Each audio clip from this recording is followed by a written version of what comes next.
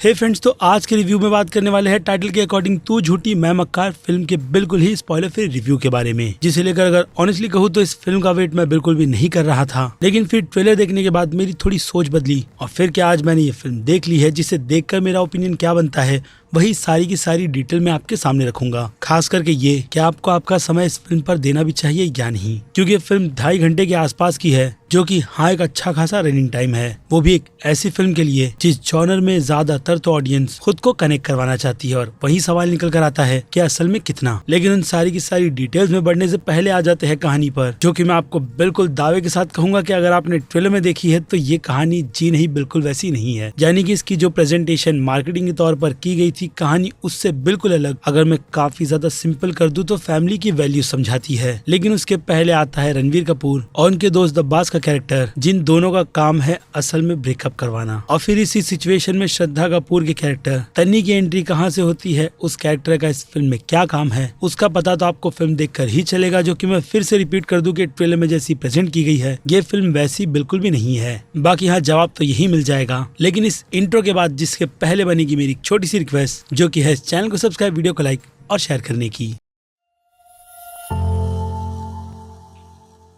So friends, तो इस film की मार्केटिंग टीम ने जो फिल्म के ट्रेलर के साथ लोगों के सामने प्रेजेंट किया था, बेसिकली उसका मतलब यही था कि वो लोग इस फिल्म की कहानी से रिलेटेड किसी भी तरीके की डिटेल लोगों को देना नहीं चाहते थे। हालांकि इस तरीके का टॉपिक कुछ नया नहीं, लेकिन फिर भी एक ठीक ठाक सी प्रेजेंटेशन के साथ आपको इफेक्टिव फील करवाएगा। यानी कि फिल्म की प्रेजेंटेशन इतनी ज्यादा अच्छी है कि आप उस फ्लॉज में फिल्म को अच्छा ही कहोगे, जो कि हाँ ये फिल्म है भी। और अगर उसमें तारीफों की बात की जाए तो सबसे पहले तारीफ जो मैं इसके गाने रिलीज होने तक से कर रहा हूँ वो है फिल्म की कमाल की सिनेमेटोग्राफी और हाँ इसका डायरेक्शन भी, जिसमें colour correction, photo, set designing और सिनेमेटोग्राफी भी शामिल है, जिन सभी को मिलाकर ये फिल्म लार्जर देन लाइफ बनी है। यानी ऐसी फिल्मों की बॉलीवुड को बहुत ही ज्यादा जरूरत थी जो रोम कॉम से लेकर अच्छे कैरेक्टर और फैमिली तक की वैल्यू समझाए। जो कि नो डाउट ये फिल्म आपको सेकेंड हाफ में बहुत ही अच्छी तरीके से एक्सप्लेन करती है। और सेकेंड हाफ के पेस की बात की जाए तो मुझे लगता है उसमें किसी भी तरीके की कटिंग नहीं की जानी चाहिए और नहीं की भी गई होगी, इसलिए फिल्म का सेकेंड हाफ काफी ज्यादा अच्छा बन पड़ा है। बाकी गाने की प्लेसमेंट और गाने की प्रेजेंटेशन भी काफी ज्यादा अच्छी है, जिसे सुनकर आप गुनगुनाने लगते हो, जो कि यहाँ चार्ट बस्टर बन भी गए हैं। यहाँ तक कि एंड का सॉन्ग भी आपको थिएटर ना छोड़ने के लिए मजबूर कर देता है। अगेन क्रेडिट जाता है अच्छे डायरेक्शन को और हाँ कुछ हद तक कोरियोग्राफी भी, जिसमें अगर एक चीज मुझे खली है तो श्रद्धा के वो शो में द ठुमका वाले मूव्स को जो गानों में दिखाया गया था, आई मीन यूट्यूब के सॉन्ग्स में, वो यहाँ पर मिस है या फिर सेंसर ने उस पर कैची चला दी है। और अब इससे हटकर बात की जाए परफॉर्मेंस की तो रणवीर कपूर के दोस्त के रोल में बासी के कैरेक्टर की पंच लाइन और उनकी थोड़ी बहुत प्रेजेंटेशन आपको काफी ज्यादा अच्छी लगेगी, इतनी कि आप चाहोगे कि उनका रोल फिल्म में और ज्यादा बड़ा होना चाहिए था। लेकिन खैर जितना भी है उसमें वो अपना 100% देते हुए नजर आते हैं, क्योंकि कैरेक्टर्स के फ्लॉज में जो वो कहते हैं ना मासूमियत, अच्छा कैरेक्टर डेवलपमेंट, वो आपको बासी के कैरेक्टर को देखकर समझ आ जाता है, जिन्हें मैंने पहली बार स्क्रीन पर जाकर देखा है। जिससे पहले वो क्या करते थे, उनका प्रोफेशन क्या है, उसका मुझे कोई भी आइडिया नहीं था, इसलिए उनकी परफॉर्मेंस शायद मुझे इतनी ज्यादा पसंद आई, जिस पर मैं पहले खुलकर तारीफ कर रहा हूँ। उसके बाद आती है डिम्पल कपाड़िया और बोनी कपूर का कैरेक्टर, जिनकी परफॉर्मेंस आपको फिल्म में पसंद आएगी। और फिर हाँ एक छोटी बच्ची भी जो डिसेंट है लेकिन इतनी ज्यादा इफेक्टिव, जिसका नाम मुझे नहीं पता लेकिन फिर भी कैरेक्टर याद है। इसके अलावा फिल्म में आपको 2 कैमियोज भी देखने मिलते हैं, जो कि हाँ एक्टर्स के ही है, जिन्हें हमने इसके पहले लव रंजन की फिल्मों में देख रखा है। और हाँ उनका कैमियो भी आपको पसंद आ जाएगा और सारी की सारी सिचुएशन भी, जिसमें स्टार जैसी प्रेजेंटेशन तो नहीं है लेकिन फिर भी कैमियो की प्रेजेंटेशन अच्छी की गई है। इसके बाद नाम निकल कर आता है श्रद्धा कपूर और रणवीर कपूर का, जिसमें हाँ श्रद्धा कपूर को आप जैसा ट्रेलर में देख रहे थे तो वैसा ही देखना चाहते थे, यानी कि बिल्कुल ही